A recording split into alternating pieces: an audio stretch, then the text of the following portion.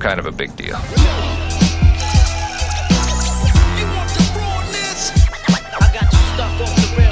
As fragrance aficionados, lovers of the smell good, obsessives over the scented juice, we spend hundreds if not thousands of dollars on these fragrances, and nothing burns more than buying a fragrance and then 3 to 6 months down the line, the shit is down 30, 40, 50%. That shit burns. It's like driving a beautiful new car off the lot, boom, depreciation hits immediately. Shit in fragrance game fluctuates like the stock market, so I'm gonna put you onto what I think is 5 fragrances that are in my collection that I feel were solid investments, and they fluctuate, but not as drastically. Let's roll my motherfucking music so I can put you onto some fragrances that you can purchase and you don't feel like you lost the shirt off your back.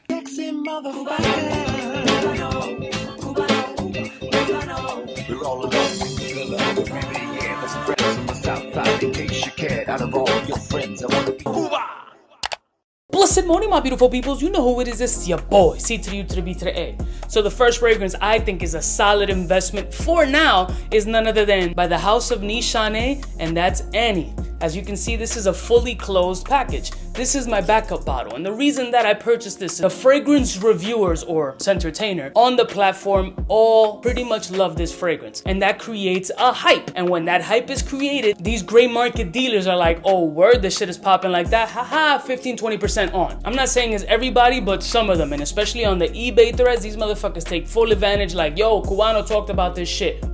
Hike up that price and let's try to get the best bang for your buck. I got this off a fragrance buy. I don't know if they still have it on the website, but it was a pretty decent price. And I think that this one is gonna continue to create a nice ball of hype, and it might just go up a little bit in price. So you might just hold on to it if this is a fragrance that you love, or if you're in the game of flipping shit or swapping, at least it will retain some value or possibly increase some value for you to swap your game or sell this shit later on to get something else that you may want at that time. Just my personal opinion, I think Nishane Annie would be a solid investment. Next one. Speaking of fragrance hype, I've pretty much snowballed this fragrance hype into like the next stratosphere, and still it's hard to find on the secondary market for a decent price. It's none other than YSL's Tuxedo.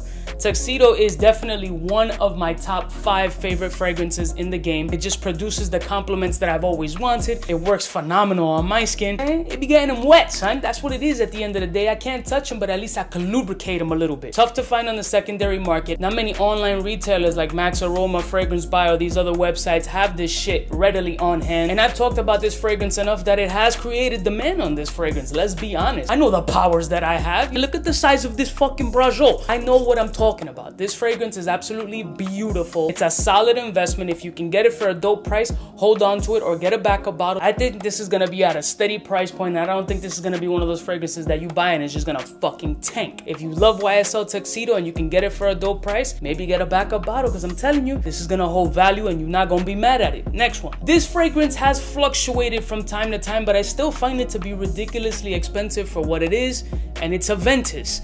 I have been talking about a Ventus in a few videos lately because people still love this shit. People are still discovering this joint, and it's still holding new values, even though the performance is not like a 2012 batch at all. But the shit still commands $200, $300, even on the secondary market. Shit is crazy, fam. Doesn't matter what batch, what code, what year, what fucking. The older it gets, the more expensive it is, and even the new ones are still $200 and something plus. This is pretty much a solid investment as far as money is concerned. You're not gonna be pissed that it dropped 50, 30, 28% because it still holds the value pretty decent. So a Ventus is a safe buy.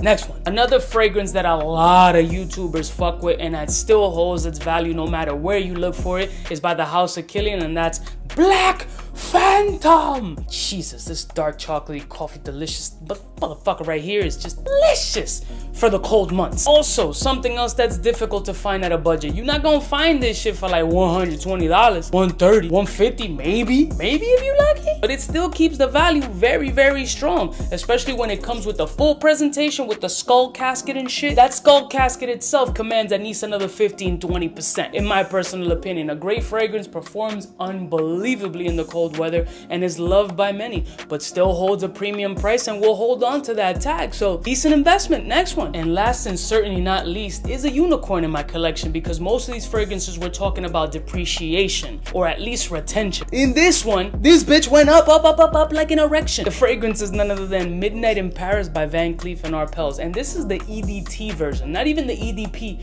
which goes for even more bread. Fucking 5 years ago, you could have gotten this shit for 20, 30 bucks. This shit now, the EDT, easily 60, 70, 80 bucks. The EDP, over 100 bucks with no problem. This shit went through the fucking roof. I don't know what created it other than hype, but I've never seen a fragrance, in my personal opinion, and I'm sure there are a few out there that have skyrocketed and taken that spike up like Midnight in Paris. It's fucking unbelievable. Now, it's still a gorgeous fragrance. It's very beautiful. The presentation of the bottle is one of the best out there. And let's be honest, this fragrance was never priced right. On the secondary market, $20, $30, this fragrance is definitely worth the $80, $100 price tag. But the fact that it was 20 fucking bucks or 30 bucks and now this shit is like 60 plus, shit is crazy. This one not only was a smart buy, if you got multiple backup bottles, this is an easy flip. If you bought this shit for $20 and just got super generous and sold it for $35, my man, you made $15 off a cologne, dog. It's just stupid. That's just sitting there. You can make bank just off this shit. Solid fragrance, amazing performance, smells amazing,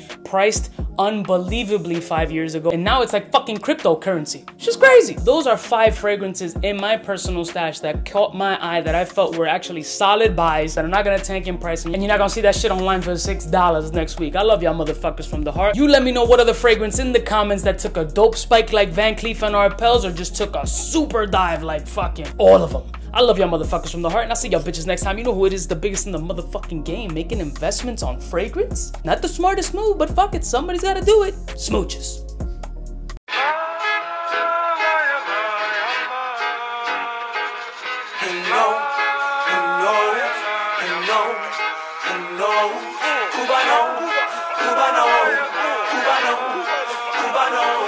What's fresh? Who's best? One of them's gonna pass the test. For the fly gun holder, money folder, motor roller, start attack when it's time to call back. For the rough, rugged, and raw way, this nigga Jay, it's a game, but he don't play. Hey, for all the chicks that got dead in the penthouse suite on top of my mom's crib. It's nonsense, you never get in. It's nonsense that you would think that you would.